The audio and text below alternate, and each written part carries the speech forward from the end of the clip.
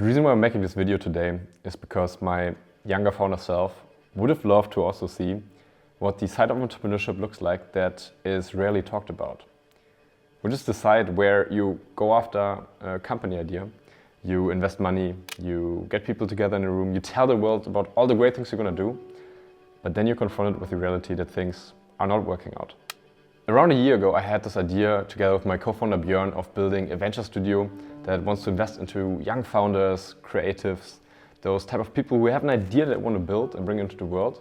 And we wanted to give them the best environment to do so. Björn and I both have built businesses in the past, so we kind of had an intuition of what we think would be the perfect conditions for succeeding with a startup that you want to build. And with this spirit, we started to recruit the first people, started building the first ventures, and went all in on the conviction we had and what we think would be a great model for founders to succeed. So with this, we decided to lock in, go to Cape Town for a few months with 500K in the bank, the first 8 or 9 people who we hired to build different ventures, and a lot of bold ambitions to just ship product, talk to people, iterate fast, and find product market fit across the different companies we were building, which is exactly what the early days of startup should look like. However, over the years, I paused a bit and reflected. And one thing I realized is that I was pulled into all 3 companies quite heavily, where the teams were really reliant on me to give the direction and really give the important impulses on what direction we should take in each company.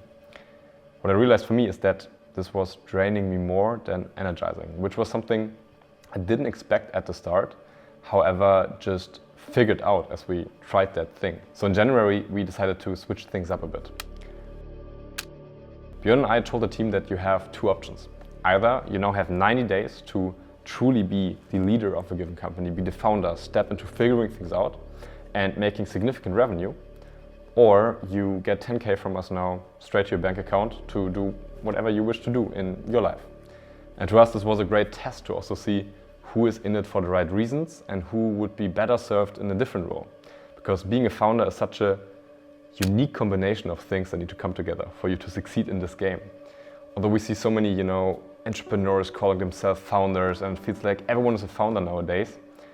When I use that word, I'm really talking about technology-focused companies.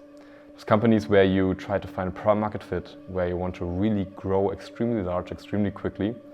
And this set of companies behaves a bit differently than, let's say, your average marketing agency that just tries to, be self-employed in that sense. So when we put the team in front of that choice, a few weeks down the line, things started to fall apart slightly step by step, which to me was not a bad process. In the end, what we learned is that there was a different true nature for everyone in the team. I truly appreciated everyone who was there.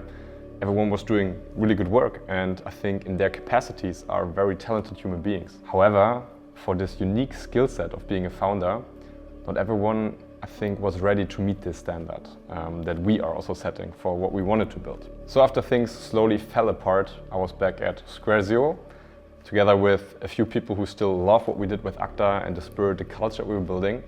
However, a bit unsure what the actual model is of what we're doing now. And here's where things get really exciting. Instead of spreading ourselves too thin across 3 ventures and trying to make people a founder who are maybe not quite ready to be it yet, I wanna get back in the game and build the greatest company I think that I ever built in my life, which is called OpenCompany. This thing was born out of a sleepless night I had in Cape Town, where a lot of the previous products we were building and technical explorations I did truly came together into one vivid, very ambitious, very risky vision that I want to go after and bet the whole company on. And this is the chapter that is starting now. So with this team, we're going to San Francisco to meet people, meet customers, talk to investors, and most importantly, create a lot of content and share what this founder journey can look like if you go all in on a very ambitious idea.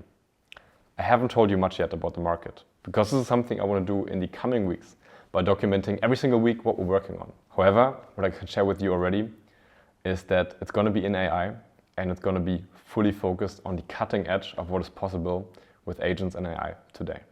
But more on this in the next video.